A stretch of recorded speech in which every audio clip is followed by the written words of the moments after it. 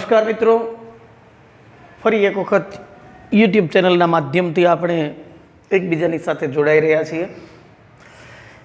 गुजरातना 33 जिल्लाओमांथी सौप्रथम सौराष्ट्रना जे 11 जिल्लाओ छे एमनी अंदर आपणे सफर उपर निकळ्या छीए अने आजे आपणे सफर उपर जवानुं छे अमरेली जिल्लामां।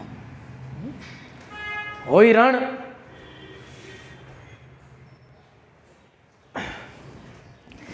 एक सरस मजानी पंक्ति रमेश पारेखजीनी छे के होय रण तो पण वहाण चलावવું પડશે અને આપણા વહાણને હવે પાણી છોડાવવું પડશે। ના ખુદા સમજી લીધા છે આપણને સૌએ તો આપણે પણ આપણું પાણી બતાવવું પડશે। એ પંક્તિના રચયિતા છન્નના ખડિંગ આવા કાવ્ય સંગ્રહના રચયિતા એટલે 6 અક્ષરનું નામ રમેશભાઈ પારેખ અને રમેશ પારેખની ભૂમિ એટલે અમરેલી જિલ્લો અને એ અમરેલી જિલ્લો શેત્રુંજી નદીના કાંઠા ઉપરની એમની જે સંસ્કૃતિ છે એમને આપણે GJ14 છે એમના ઉપર આપણે આજે અભ્યાસ કરવાનો છે અને એ અભ્યાસ કરીએ એ પહેલાં ફરીથી એ જ વસ્તુ આપની સામે મૂકીશ કે વધુમાં વધુ મિત્રો સુધી આપણી માહિતી શેર કરો। આપણા આ શૈક્ષણિક પરિવાર છે એમને વધુમાં વધુ આપણે વિસ્તૃત કરીએ જેથી કરીને દરેક વિદ્યાર્થી આપણી સાથે જોડાઈ શકે અને ક્લાસ 1, 2 કે 3 કોઈ પણ પ્રકારની પરીક્ષાઓ છે એ સ્પર્ધાત્મક પરીક્ષાઓમાં એમને ઉપયોગી એવું માર્ગદર્શન આપણા તરફથી એમને મળતું રહે એ માટે આપનું કામ કરો। અમે શ્રેષ્ઠમાં શ્રેષ્ઠ માહિતી હશે, પરીક્ષાલક્ષી ઝીણામાં ઝીણી માહિતી હશે, કોર્નરમાંથી પણ કોઈ ક્વેશ્ચન નીકળી શકે એવી માહિતી અમારા આપના સુધી પહોંચાડવા માટેનો પ્રયત્ન કરતા રહેશું। તો આ જુગપદ નિર્વાહ ચાલુ રહે અને વધુ સમય નહીં લેતા અમરેલી જિલ્લાની અંદર પ્રવેશ કરીએ। આ જિલ્લાની અંદર કુલ મળીને 11 તાલુકા છે। ફરીથી કહું છું, કોઈ શોર્ટકટની માથાકૂટમાં પડશો નહીં।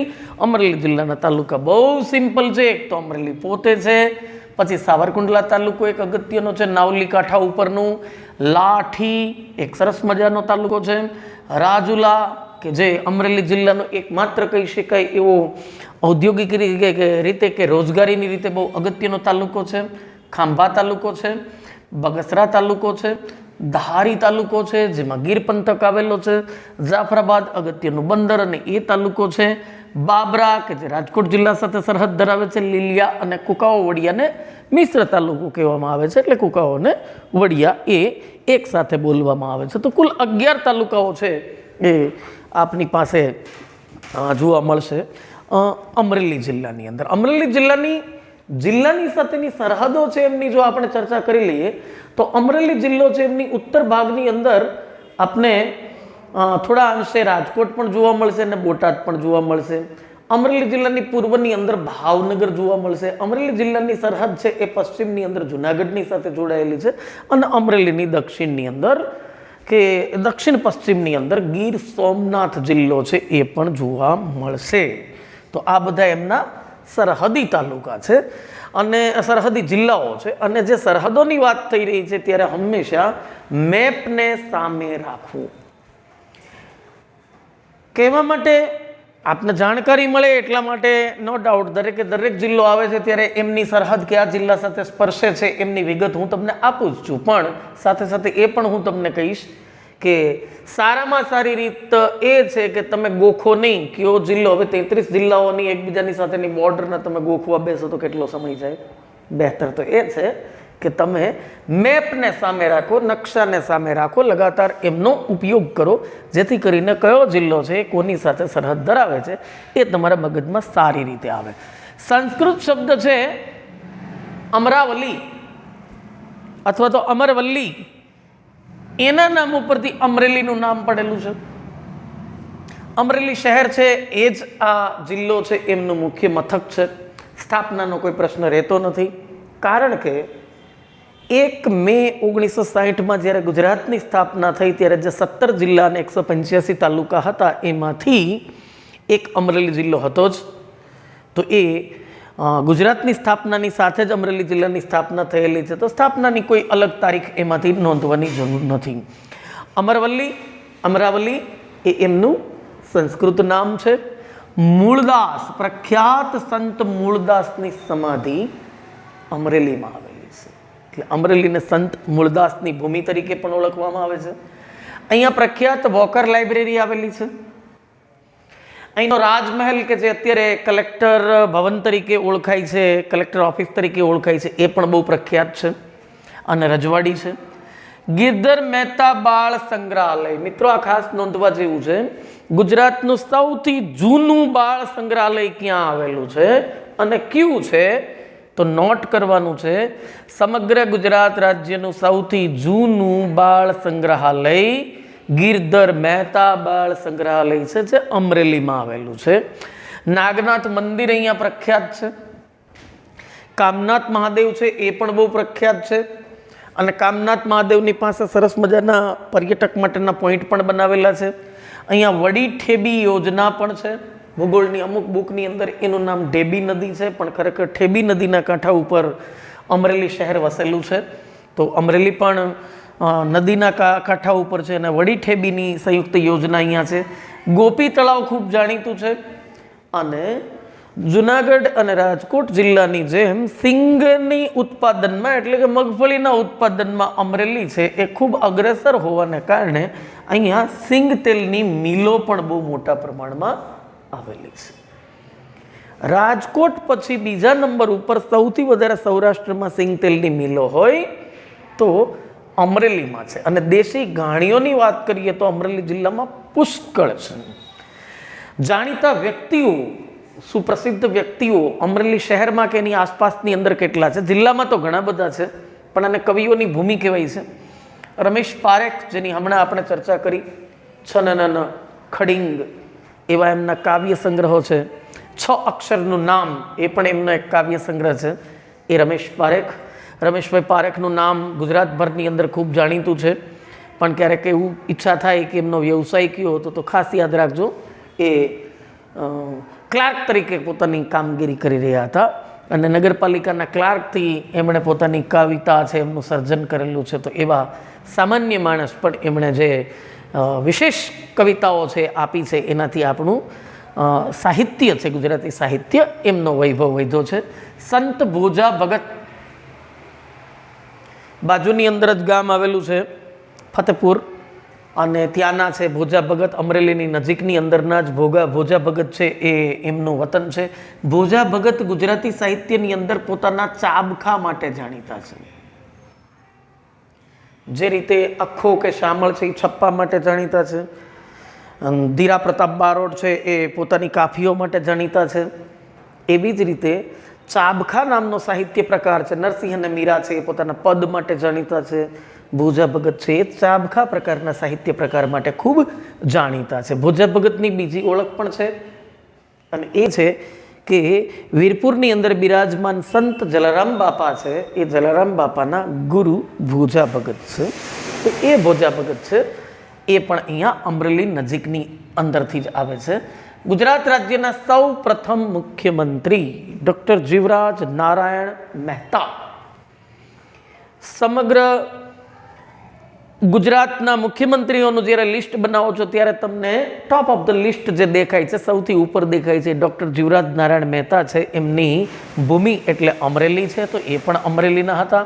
જીવરાજ મહેતા લોકસેવક પણ હતા, અને જીવરાજ મહેતા છે એમની સાથે સાથે બીજી વસ્તુઓ પણ જોડાયેલી છે કે મહાત્મા ગાંધીના પર્સનલ ડૉક્ટર, વ્યક્તિગત રીતે કોઈ ડૉક્ટર હોય તો એ ડૉક્ટર જીવરાજ મહેતા અને બિધાનચંદ્ર રોય હતા. બહુ ઓછા લોકો એ વસ્તુ જાણે છે કે ગાંધીજીના પર્સનલ ડૉક્ટર 2 હતા. ડૉક્ટર જીવરાજ મહેતા એ અંગત ડૉક્ટર હતા એમના, અને બિધાનચંદ્ર રોય. બિધાનચંદ્ર રોય યોગાનુયોગ ગાંધીજીના બંને ડૉક્ટર છે, પાછા મુખ્યમંત્રી બન્યા છે. બિધાનચંદ્ર રોય બંગાળના મુખ્યમંત્રી બન્યા છે, ડૉક્ટર જીવરાજ મહેતા છે એ ગુજરાતના મુખ્યમંત્રી બન્યા છે. અને બિધાનચંદ્ર રોય છે એમના જન્મદિવસ નિમિત્તે જ ડૉક્ટર્સ ડેની ઉજવણી થાય છે. એ વસ્તુ પણ તમારે પાછી યાદ રાખવી જોઈએ. પણ આપણે અત્યારે ડૉક્ટર જીવરાજ મહેતાનું જ કામ છે. ડૉક્ટર જીવરાજ મહેતા પણ એટલા જ જાણીતા છે. એમના ધર્મપત્ની હંસાબેન મહેતા છે એ પણ એટલા જ જાણીતા છે. બંધારણ સભા છે એમની અંદરના સ્ત્રી સભ્યની અંદર હંસા મહેતાને તમે યાદ રાખો છો. વડોદરાની MS યુનિવર્સિટી છે એમના પ્રથમ વાઇસ ચાન્સેલર તરીકે પણ તમે જેમને ઓળખો છો એ હંસા મહેતા છે, એમને પણ આપણે સારી રીતે જાણીએ છીએ. તો એ ડૉક્ટર જીવરાજ મહેતા છે, એમના ધર્મપત્ની છે. ત્યાર પછી તો 1971થી ડૉક્ટર જીવરાજ મહેતા છે એ લોકસભાના સભ્ય પણ અમરેલીમાંથી જ રહેલા છે. તો એ રીતે પણ એમને આપણે યાદ રાખીએ છીએ અને પ્રથમ મુખ્યમંત્રી પણ હતા. નોટ કરવા જેવી બાબત આ પણ છે અને બહુ ઓછા લોકો આ વસ્તુને જાણે છે. આ માહિતી પણ તમને બહુ ઓછી જગ્યા ઉપરથી મળશે. પશ્ચિમ ભારતમાં, વેસ્ટર્ન પાર્ટ ઓફ ઇન્ડિયા, ભારતના પશ્ચિમ ભાગની અંદર સૌ પ્રથમ વિક્રમ સંવંતનો ઉપયોગ કરનાર કોઈ હોય તો એ અમરેલી છે. બહુ ઓછી જગ્યા ઉપર આ માહિતી તમને મળશે.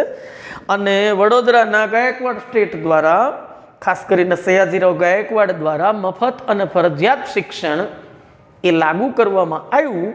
એનો સૌ પ્રથમ પ્રયોગ કોઈ જગ્યા ઉપર થયો હોય તો એ અમરેલીમાં થયો છે. સૌ પ્રથમ મફત અને ફરજિયાત શિક્ષણ કોઈ જગ્યા ઉપર લાગુ પડેલું હોય તો એ અમરેલીમાં લાગુ પડેલું છે. તો એ રીતે અમરેલીની સાથે સંકળાયેલી આવી ઘણી બધી બાબતો છે એ આપણે નોંધી. એના પછી આપણે આવીએ બાજુની અંદર જ લાઠી. અમરેલીથી ફક્ત 23 કિલોમીટર દૂર આવેલું લાઠી છે, એને કવિ કલાપીની ભૂમિ કહેવાય છે. અને કલાપી એટલે કોણ એ કહેવાની જરૂર નથી.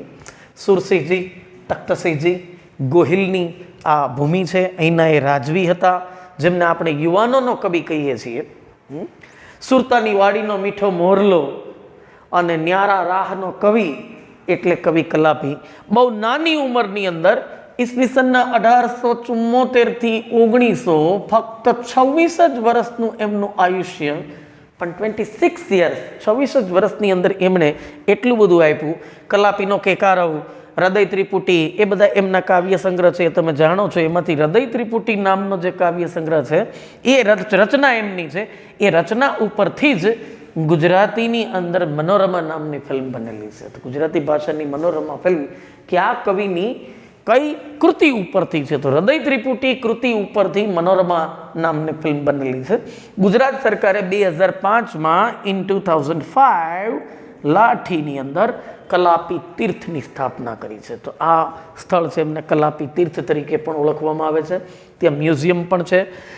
કવિ કલાપી છે, એમના પરમ મિત્ર હતા કવિ કાંત. કવિ કાંતનું આખું નામ પણ પરીક્ષામાં સાહિત્યમાં પૂછી શકાય, મણિશંકર રત્નજી ભટ્ટ. તો મણિશંકર રત્નજી ભટ્ટ બહુ વિદ્વાન હતા.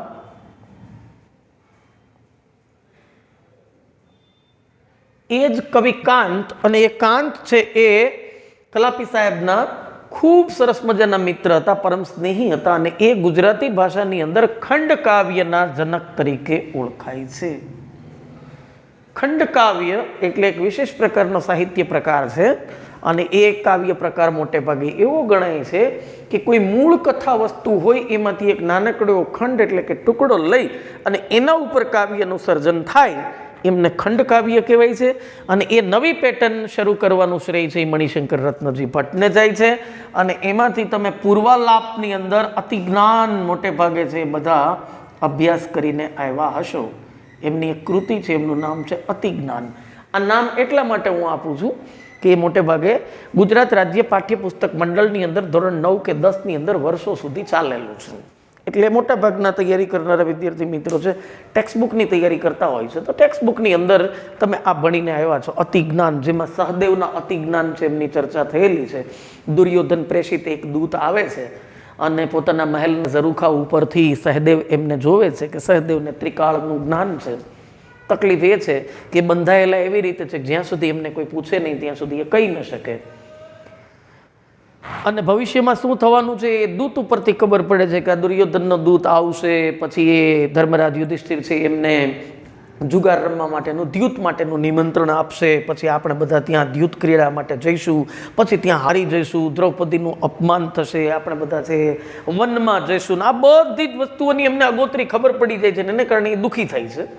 તકલીફ એ છે કે પૂછે નહીં ત્યાં સુધી એ કોઈને કહી ન શકે એ રીતે એ બંધાયેલો છે. અને ઘરની અંદર 5 ભાઈઓની અંદર સૌથી નાનામાં નાનો છે, એટલા માટે એમને કોઈ પૂછતું નથી.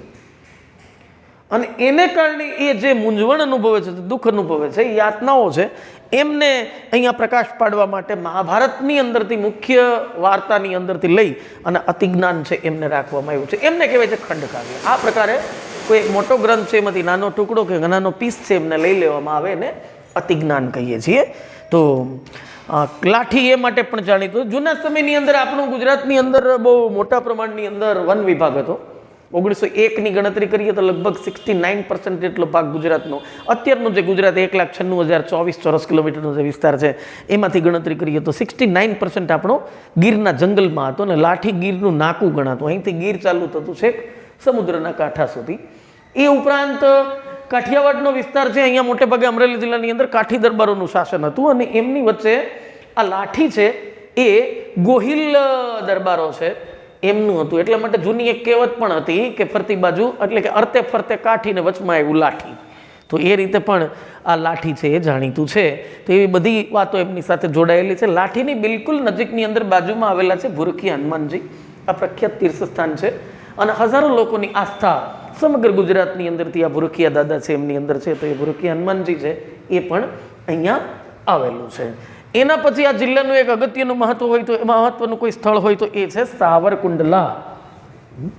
સાવરકુંડલા ગોહિલવાડ સ્ટેટ અને જોગીદાસ ખુમાણ હાદા ખુમાણને જે શહેર માટે એટલે કે જે પરગણા માટે માથાજીક થયેલી અને પછી બહારવટાની કથાઓ છે એ આ સાવરકુંડલા છે. નાવલી નદીના કાંઠા ઉપર આવેલું સાવરકુંડલા છે એ એશિયામાં સૌથી મોટો ત્રાજવા અને કાટલા એટલે કે બાટના ઉદ્યોગ માટે જાણીતું છે. તો સમગ્ર એશિયા ખંડની અંદર સૌથી વધારે, જોકે હવે તો ઇલેક્ટ્રિક પેલા મશીનો આવી ગયા છે વજનિયાઓને, એમાં ચીનની ઘૂસપેઠ થઈ છે એને કારણે સાવરકુંડલાનો આ ઉદ્યોગ છે લગભગ એમ માનો કે મૃતપાય થવાની અણી ઉપર છે. પણ છતાં સાવરકુંડલાનું નામ આ ક્ષેત્રે વિશ્વભરની અંદર બહુ જાણીતું છે. અહીંયા પ્રખ્યાત એવા ગાંધીવાદી નેતા લલુભાઈ શેઠ છે એ પણ થઈ ગયા. અને એમના દ્વારા કે એમના ટ્રસ્ટ દ્વારા ચાલતી અનેક સંસ્થાઓ છે, માનવ સમાજના કલ્યાણ છે, એમની અંદરના કાર્યો અહીંયા થઈ રહ્યા છે. ખાદી કાર્યાલયની કામગીરીથી માંડી અને આરોગ્યના ક્ષેત્રની અંદર લલુભાઈ શેઠના નિધન પછી પણ એમની ઘણી બધી કામગીરીઓ છે, સેવાકી પ્રવૃત્તિઓ ચાલે છે. તો એ રીતે બહુ જાણીતા છે. બોરીસાગર ટ્રસ્ટ પણ અહીંયા બહુ જાણીતું છે. એ ઉપરાંત આ જિલ્લાની અંદર અગત્યનું સ્થળ છે બગસરા. બગસરા છે એ પણ કેલાલ, પ્રખ્યાત જાદુગર કેલાલ છે એમની જન્મભૂમિ છે એમ તમે કહી શકો. કેલાલ એટલે કાંતિલાલ વોરા, મૂળ નામ તો એમનું કાંતિલાલ વોરા હતું. અને કાંતિલાલ વોરા તરીકે જો માર્કેટની અંદર ગયા હોત તો કદાચ એવું પણ બને કે બહુ ખાસ લોકોએ નોંધ ન લીધી હોત. પણ આ કેલાલ એવું નામ આવે એટલે ઘણી વખત એવું છે નામની સાથે લેવા દેવા હોય છે. ને આ મારો પ્રશ્ન ઘણી વખત વિદ્યાર્થીઓને પણ છે. એ હાઈ ક્લાસ મોટા બધા બોર્ડ્સ મૂકી દેવામાં આવે ને બહુ મોટી જાહેરાત કરી દેવામાં આવે ને પછી અમે આમ કરીશું ને તેમ કરીશું એ રીતે હોય. તો એવા ઘણી જગ્યા ઉપર આપણને ક્લાસીસ છે એ પણ બહુ સરસ મજાના જોવા મળે છે. વિદ્યાર્થીઓ જે હજારો રૂપિયા એમની અંદર નાખે છે ને એવું પણ જોયું છે. પણ ખરેખર ફેકલ્ટીઓ છે એમના નોલેજને આપણે માપીએ છીએ ત્યારે ખબર પડે છે કે આ ફેકલ્ટીઓ કયા પ્રકારની એમ. પણ છતાંય વિદ્યાર્થીઓ છે એ ભણેલા હોવા છતાં પણ ત્યાં આકર્ષિત થાય છે. અને ક્યારેક એવું લાગે છે કે એમને સારામાં સારું તમે નોલેજ આપવાનો પ્રયત્ન કરો છો પણ થોડુંક જે કહેવાય ને કે લાઇટિંગ્સની સગવડતાઓ તમે એટલી બધી ઊંચી નથી આપી, તમે ડિજિટલ બોર્ડ નથી આપ્યું, એને કારણે વિદ્યાર્થીઓને એમ લાગે ઓ આ તો બહુ સામાન્ય છે. એટલે લોકો એમ જ માને છે કે મોંઘું અને અઘરું એ સારું ગણાય. પણ એ માનસિકતામાંથી ક્યારેક ને ક્યારેક તો બહાર નીકળવું પડશે. મેઘાણી સાહેબ છે એમનું વતન આ છે ઝવેરચંદ મેઘાણીનું વતન મૂળ બગસરા છે, જન્મ ચોટીલામાં છે અને કર્મભૂમિ બોટાદ છે. ખાસ ધ્યાન રાખજો, વતન આ છે. અને ઇમિટેશન જ્વેલરી માટે સાહેબ સમગ્ર વિશ્વની અંદર જાણીતું છે બગસરા. બરાબર, ઇમિટેશન મતલબ એ કલાત્મક નમૂનાઓ બને છે. ઓરિજિનલ સોના કે ચાંદીની વસ્તુઓ તો બનતી નથી. પણ બગસરાનું કોઈ ઢોળ ચડાવેલું છે એ તમે ઘરેણું જોશો તો હકીકતમાં ઓરિજિનલ તમારું 22 કેરેટ ગોલ્ડનું ઘરેણું હશે એની સામે પણ આ બગસરાનું છે એ વધારે સારું તમને દેખાય. હા, પછી ભલે એમની ગેરંટી બહુ ઓછા પીરિયડ માટે હોય છે પણ એ ઇમિટેશન જ્વેલરી માટે સમગ્ર ભારત અને વિશ્વભરની અંદર છે એ બગસરા બહુ જાણીતું છે. તો ઇમિટેશન જ્વેલરી માટેનું સ્થળ એ બગસરા છે. મેઘાણી સાહેબનું વતન પણ આ છે. અને પ્રખ્યાત જાદુગર એ કાંતિલાલ વોરા એટલે કે કેલાલ છે એમની સાથે જોડાયેલું બગસરા છે. ત્યાર પછી આપણે આવીએ જાફરાબાદ. આ તાલુકા મથક છે અને એક અગત્યનું બંદર પણ છે. જાફરાબાદ તાલુકાની અંદર એમની નજીક આવેલું ગામ છે, એનું નામ છે જાંબુર ગામ છે. એ જાંબુર ગામની અંદર આફ્રિકાથી આવેલા સીધી લોકો છે, એમની 100% વસ્તી છે. આખું ગામ છે એ સીદીઓનું છે, તમે જાણો છો. આ લોકો છે આફ્રિકાથી આવેલા છે, અને આજની તારીખે પણ એમની એ વિચારધારા છે એવા પ્રકારની છે, એની સંસ્કૃતિ એવા પ્રકારની છે કે એમાં એમણે અન્ય સમુદાય એટલે કે અન્ય જાતિ છે એમની અંદર પોતાના પુત્ર કે પુત્રી જેમના વિવાહ નહીં કરેલા હોવાને કારણે એ પ્રજા છે એમના મૂળ લક્ષણો આફ્રિકા જેવા જ અત્યારે પણ જળવાઈ રહ્યા છે. તો અવારનવાર આપણે કહીએ છીએ કે ભાઈ એશિયામાં આફ્રિકા અથવા તો ઇન્ડિયામાં આફ્રિકા એટલે જાફરાબાદનું જાંબુર ગામ છે. આ ગામના સિદ્ધિઓ છે અહીંયા પ્રખ્યાત એવું ધમાલ નૃત્ય કરે છે. સાંસ્કૃતિક વારસાની અંદર આપણે ધમાલ નૃત્ય, મુશીરા, આ બધાની ચર્ચા આપણે વિગતવાર રીતે કરીશું. પણ ધમાલ નૃત્ય માટે જાણીતા સિદ્ધિઓ છે એ અમરેલી જિલ્લાના જાફરાબાદ તાલુકાના જાંબુર ગામની અંદર તમને જોવા મળશે. તો આ લોકો છે એ સિદ્ધિઓ છે. આ સિદ્ધિઓ લોકો આફ્રિકાથી અહીંયા આવ્યા કેમ, એની પાછળ પણ એક ઇતિહાસ છે. મૂળ રીતે જુઓ તો બાવાગોરની ગુફા આવેલી છે ભરૂચની અંદર. બાવાગોર ભરૂચ, આની આજુબાજુની અંદરથી અકીક બહુ મોટા પ્રમાણમાં નીકળે છે. અકીક એટલે ચળકતો પથ્થર, કિંમતી પથ્થર, તમે બધા જાણો છો. નીકળે છે સૌથી વધારે એ ભરૂચ પાસેથી, પણ તમને ખબર છે કે એમનું સૌથી વધુ પોલિશિંગ છે એ ખંભાતની અંદર થાય છે. એટલે અકીક ઉદ્યોગની સાથે બે વસ્તુ જોડાયેલી છે. સૌથી વધુ ઉત્પાદન નો ડાઉટ ખનન એ ભરૂચ જિલ્લામાં જ થાય છે, પણ એમને પોલિશ કરી અને પછી એમને નિકાસ કરવામાં આવે છે ખંભાતથી. તો બે નામ તમારે યાદ રાખવાના, ભરૂચ અને ખંભાત. પણ અહીંયા આપણે શું કામ એમને યાદ કર્યું કે પોર્ટુગીઝ લોકો છે એમણે આ અકીકની ખાણો છે એમની અંદરથી ખાણિયા તરીકે આફ્રિકામાંથી આ સીધી લોકો છે એમને ત્યાંથી લાવ્યા હતા. સૌ પ્રથમ પોર્ટુગીઝો એમને પોતાની સાથે લાવેલા. એ ભરૂચ પંથકની અંદર જે રહેતા હતા ત્યાંથી આવીને પછી અહીંયા વસી ગયા છે, અને પછી ક્યાંય ગયા નથી. એટલા માટે છે આ સીધી લોકો છે આફ્રિકાથી અહીંયા આવ્યા છે. આવી જ વસાહત તમને ભરૂચ પાસેના વિસ્તારની અંદર પણ સીધી લોકો છે એ જોવા મળે છે. પણ એમાં બન્યું છે એવું કે એ લોકોએ ત્યાંના આદિવાસીઓની સાથે આંતરજ્ઞાતીય લગ્નો કરી લીધા છે, ને એમને કારણે ઘણી વખત મિશ્ર પ્રજા તમને જોવા મળે. પણ આ લોકોએ પોતાની સંસ્કૃતિને ટકાવી રાખવી છે, એટલે પ્યોર જેવા હતા આવ્યા ત્યારે એવા ને એવા આજે તમને દેખાય છે.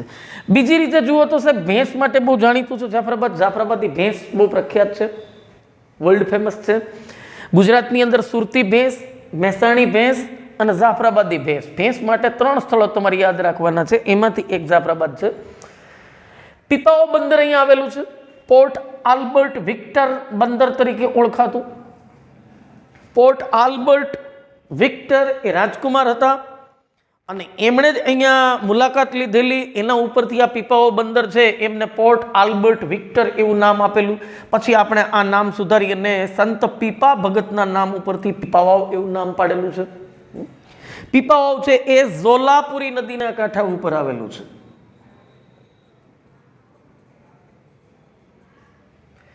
પીપાવાવ ઝોલાપુરી નદીના કાંઠા ઉપર આવેલું છે. જૂનું નામ એમનું પોર્ટ આલ્બર્ટ વિક્ટર છે. અને 1998ની અંદર સૌ પ્રથમ ભારતનું, ગુજરાતનું નહીં સમગ્ર ભારતનું સૌ પ્રથમ ખાનગી બંદર કોઈ બન્યું હોય તો એ પીપાવાવ બંદર બન્યું છે. ફ્રોમ 1998, 1998થી અહીંયા આ વસ્તુ છે. L&T સિમેન્ટ માટે બહુ જાણીતું હતું કે જેનું નામ બદલીને હવે અલ્ટ્રાટેક સિમેન્ટ થયું છે, અને એ છે રાજુલા ખાતે. તો રાજુલા છે એ અગત્યનું તાલુકા મથક અને બહુ જાણીતું એવું ઔદ્યોગિક શહેર છે. અનેક પ્રકારના ઉદ્યોગો અહીંયા વિકાસ પામ્યા છે, અને અમરેલી જિલ્લાનું સૌથી હાઈફાઈ જીવન કોઈ જગ્યા ઉપર જીવાતું હોય તો રાજુલાની અંદર જીવાય છે એવું કહેવાય છે. અને અહીંયા પ્લાન્ટ છે અલ્ટ્રાટેક સિમેન્ટનો પ્લાન્ટ છે. તો એને માટેનું રાજુલા બહુ જાણીતું છે. એના પછી સાહેબ ધારી બહુ સરસ મજાનું એક સ્થળ ગીર કાંઠા ઉપરનું છે, નાનકડું એવું ટચોકડું. યોગી મહારાજ છે એમની જન્મભૂમિ છે, તો એમને પણ તમારે યાદ રાખવાની છે. યોગી મહારાજ છે BAPS બોચાસણવાસી અક્ષર પુરુષોત્તમ જે છે એ સંસ્થાની સાથે જોડાયેલા નામ છે, અને યોગીજી મહારાજનું જન્મસ્થળ ધારી છે. યોગીજી મહારાજ છે એમનું મૂળ નામ જીણા ભગત ઠક્કર હતું. તો એ પાછું અગત્યની નોંધ કરવા જેવી છે. યોગીજી મહારાજ એટલે જીણા ભગત ઠક્કર.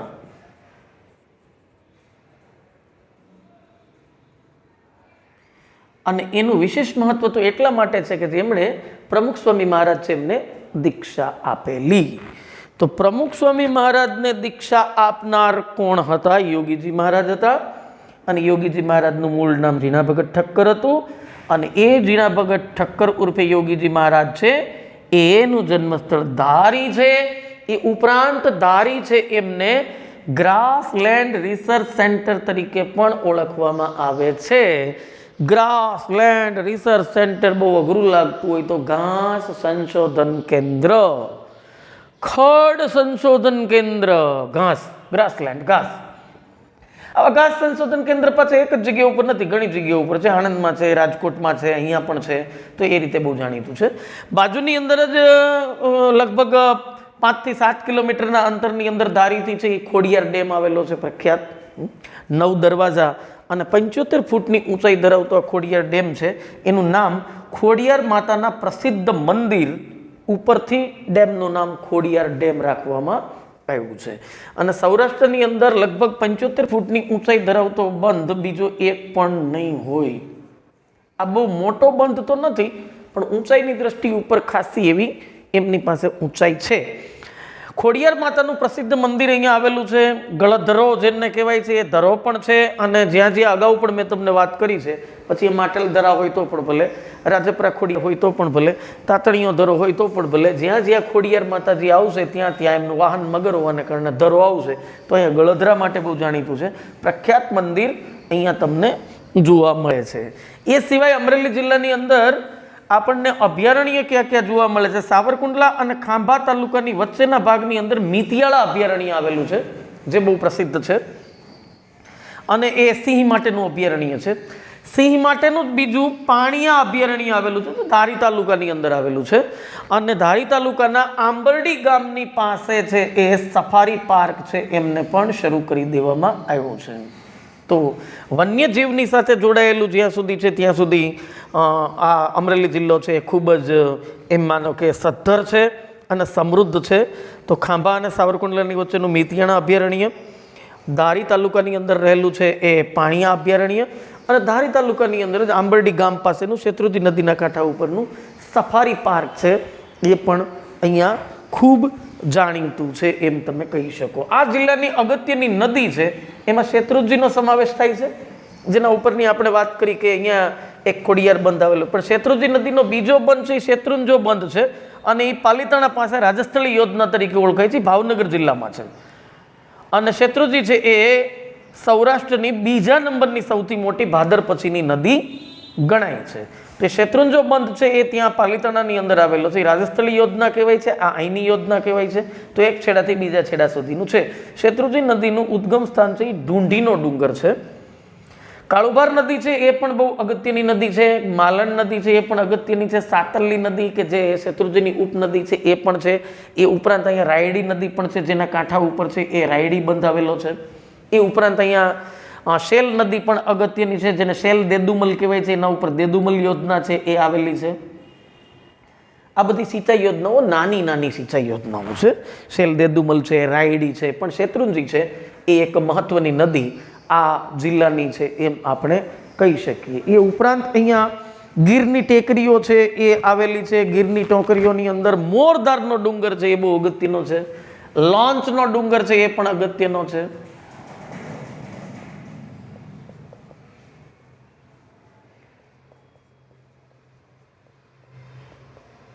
આ ગીરની ટેકરીમાં સૌથી ઊંચું શિખર છે એ સરકલા છે.